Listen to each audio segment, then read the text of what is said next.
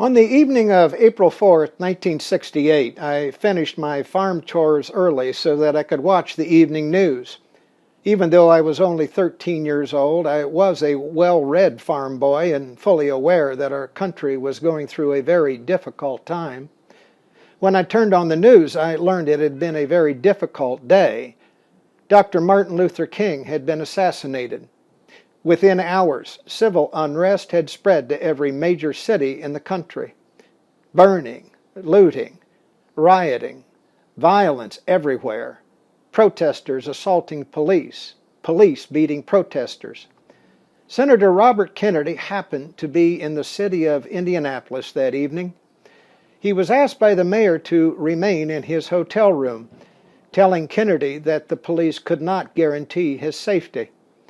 Kennedy instead instructed his aides to take him to what was then called the ghetto of Indianapolis. He mounted the back of a flatbed truck and gave the speech you are about to hear. Because of that speech, there was no violence in Indianapolis that night, the only major city in America where there was none. To watch it is to see the raw power of words, a speech that forever altered the course of a city, and a shining example of leadership in a troubled time. May it inspire you to help lead a nation in pain. Martin Luther King dedicated his life to love and to justice between fellow human beings. He died in the cause of that effort.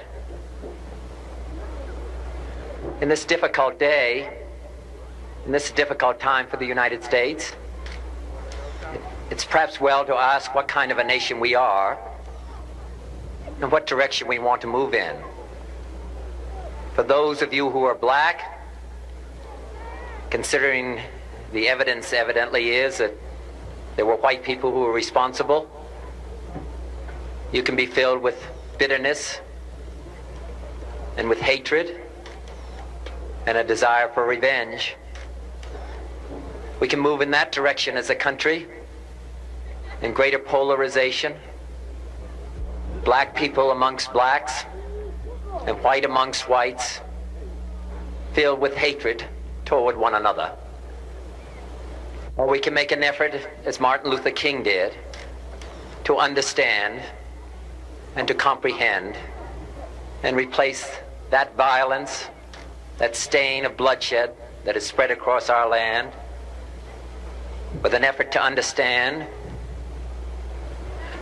compassion and love. For those of you who are black and are tempted to be filled with hatred and mistrust of the injustice of such an act against all white people, I would only say that I can also feel in my own heart the same kind of feeling. I had a member of my family killed, but he was killed by a white man. But we have to make an effort in the United States. We have to make an effort to understand, to get beyond or go beyond these rather difficult times.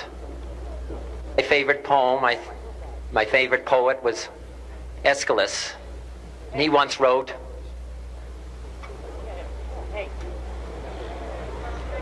"Even in our sleep, pain which cannot forget falls drop by drop upon the heart, until in our own despair, against our will, comes wisdom through the awful grace of God."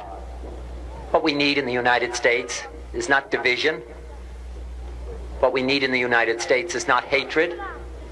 What we need in the United States is not violence and lawlessness, but is love and wisdom and compassion toward one another, feeling of justice toward those who still suffer within our country, whether they be white or whether they be black.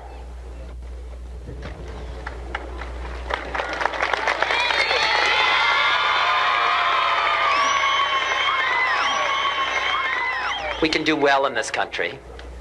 We will have difficult times, We've had difficult times in the past, but we will have difficult times in the future. It is not the end of violence. It is not the end of lawlessness, and it's not the end of disorder. But the vast majority of white people and the vast majority of black people in this country want to live together, want to improve the quality of our life, and want justice for all human beings that abide in our land.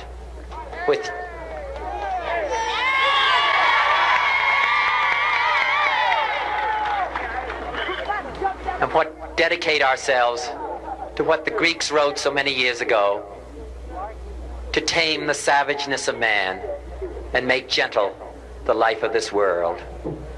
Let us dedicate ourselves to that and say a prayer for our country and for our people. Thank you very much.